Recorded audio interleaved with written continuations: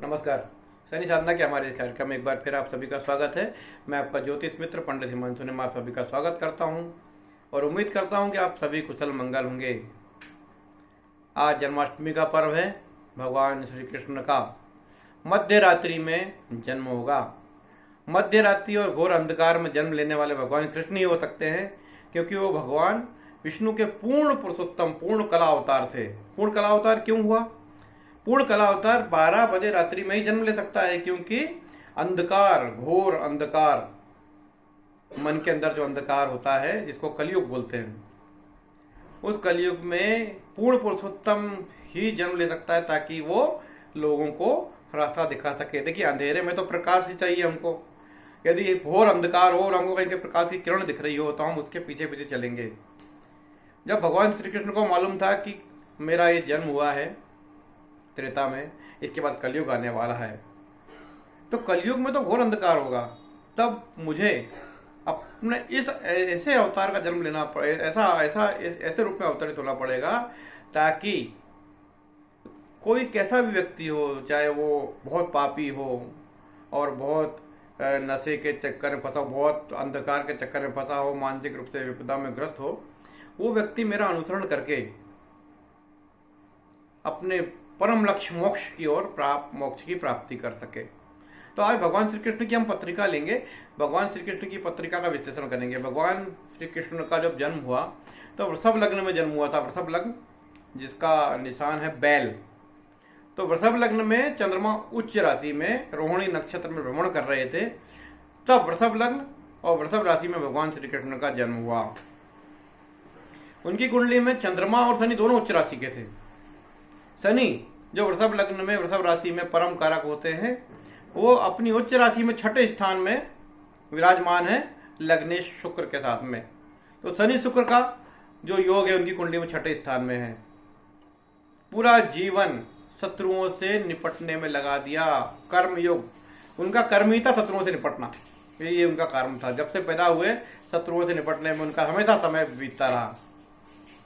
चाहे बचपन में जन्म लेते थे पूतना आ गई, और आप सोचिए महाभारत के युद्ध में भी वो पांडवों की तरफ से लड़ते रहे और एक एक शत्रु का वध किया उन्होंने। तो ये हमारे भगवान श्री कृष्ण थे। लग्न का स्वामी छठे स्थान में शनि के साथ में अपनी उच्च राशि में शनि शुक्र का योग। पंचम भाव में बुध उच्च राशि के थे। पंचम भाव में बुध उच्च राशि के थे और भाग्य भाव में मंगल उच्च राशि के। आप देखिए भगवान श्री कृष्ण की पत्रिका में कैसे योग है। लग्न में चंद्रमा उच्च राशि का, पंचम भाव में बुध उच्च राशि का, छठे भाव में शनि उच्च राशि का और भाग्य भाव में मंगल उच्च राशि का। लेकिन भगवान श्री कृष्ण की पत्रिका में एक बड़ा विचित्र योग भी बोलूंगा। देखिए, मेरी अल्प बुद्धि है, लेकिन फिर भी मैं थोड़ा कोशिश करता हूं। चंद्रमा और केतु लग्न में साथ में, चंद्र केतु का योग हमेशा ही अशुभ होता है, मानसिक पीड़ा देता है, मानसिक कष्ट देता है। जिनकी कुंडली में चंद्र केतु का योग होगा, निश्चित रूप से उनकी माता को भयंकर कष्ट होता है। भगवान श्री कृष्ण का जब जन्म हुआ तो उनकी माँ को बहुत कष्ट रहा। देख, आप खुद जानते हैं कि जब वो जेल में पैदा हुए, उनकी माँ के 8 पुत्रों को कंस ने नष्ट कर दिया था। और जब वो पैदा हुए तो उनके माता पिता जेल में थे। माता को कितना भयानक कष्ट हुआ कि भाई मेरा पुत्र पैदा हुआ और मुझे छोड़ना पड़ रहा है। यानी जन्म होते से ही विरह उनकी। जब भगवान जब मथुरा में आए, जब युवा हो गए 12-13 साल के जब आए, तब उनकी माँ से उनका मिलन हुआ। यानी आप सोचिए कि उनकी माता को कितना भयंकर विरह होगा कि पैदा होते ही उनका पुत्र, पहले तो जो बच्चे थे वो चले गए और उसके बाद जो बच्चा पैदा हुआ, जो बच गया, वो चला गया गोकुल। चंद्र केतु का योग माता के विरह का संकेत देता है। जिसकी कुंडली में भी चंद्र केतु का योग होता है, निश्चित रूप से उसकी माता को भयानक कष्ट होता है। ये मैंने हजारों कुंडलियों में देख चुका हूँ, ये तो पक्की बात है। और इसके लिए भगवान गणेश की आराधना आपको करना चाहिए। आप देखिए, कई बार प्रसंग आता है कि भगवान श्री कृष्ण की शादी है और भगवान श्री कृष्ण ने भगवान महादेव का ध्यान नहीं किया, तो गणेश जी गणेश जी का ध्यान नहीं किया, तो गणेश भगवान ने जहाँ से उनका रथ जाने वाला था पूरा वो रास्ता चूहों के द्वारा वो पोला कर दिया, तो भगवान श्री कृष्ण का रथ धंस गया। बाद में भगवान श्री कृष्ण ने गणेश जी की पूजा करी, तब उनको समाधान मिला।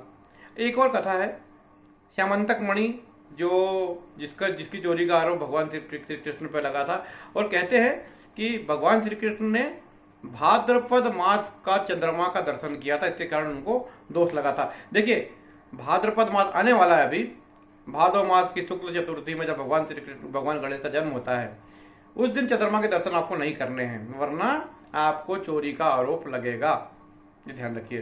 भगवान श्री कृष्ण ने भी ये दर्शन किया था चंद्रमा के, और उनके ऊपर चोरी का आरोप लगा था, और बाद में भगवान गणेश की प्रार्थना से ये आरोप उनके उसमें चला गया।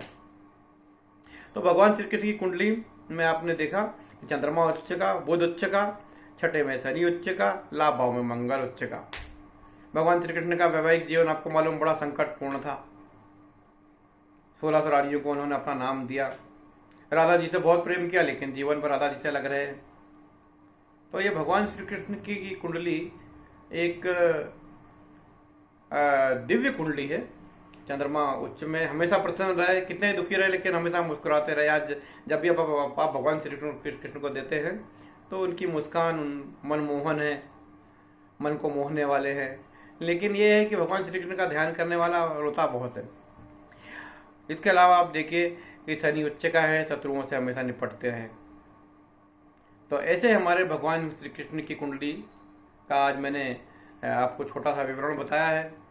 वो तो परमपिता परमात्मा है, उनके बारे में उनका विश्लेषण करना बहुत कठिन है।